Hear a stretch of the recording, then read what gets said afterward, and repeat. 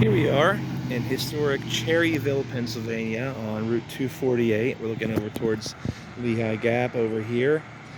And this is the historic site of the Cherryville Inn, which was built in 1767 and was one of the most historic structures in all of Northampton County, PA. This was downtown Cherryville, but this is an example of how poor decisions lead to horrible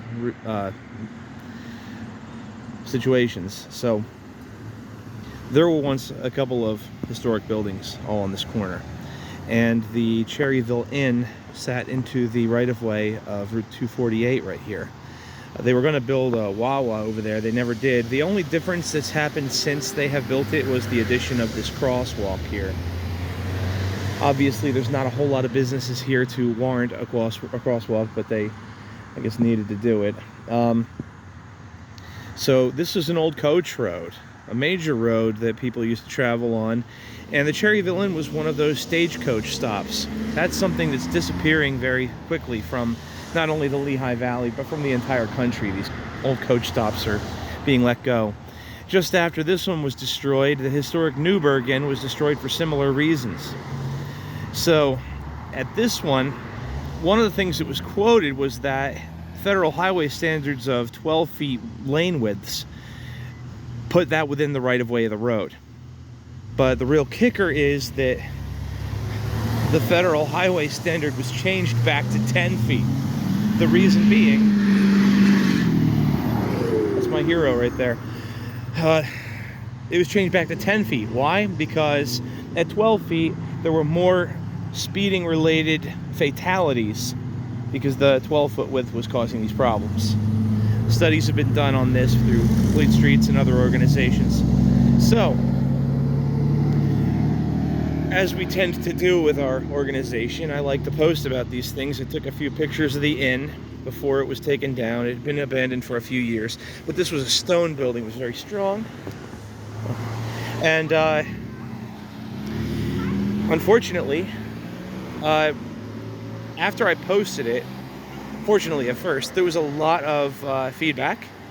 I had a lot of really nice and actually insightful back and forth with municipal officials on the thing. I was very appreciative of giving the time and consideration. I thought it was very professional of the man that did that.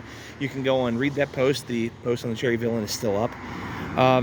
But then we were going to have a meeting with PennDOT about this and about the right-of-way, and we found a guy commenting on our post saying that he was willing to, if not buy and restore the inn, he was going to at least take some of the material for salvage. Well, what happened next? Without PennDOT permits, within a week, demolition began illegally, and it was torn down. I confirmed with a PennDOT official myself that there were no permits in place for this demolition to take place when it took place. So what we're looking at right now is something that should be aggravating to everybody. This building came down without permits. It was illegal.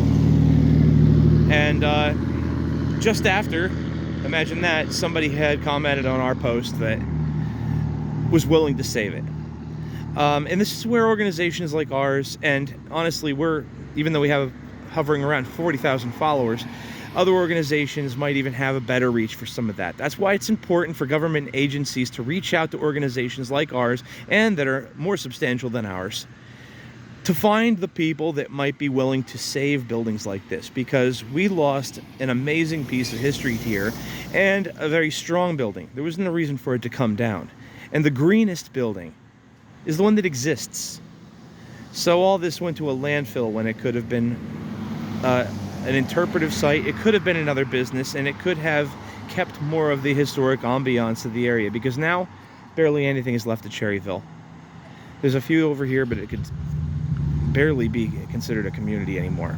So very frustrating, but that's it. And you don't believe me? Go out, check out our post on the Cherryville Inn from a couple years back. You can just go on to the page and our Facebook page, facebook.com/metrotrails. Use the in-page search engine for Cherryville Inn, and you can see it for yourself. And then follow the next post where we have a photo of it under demolition.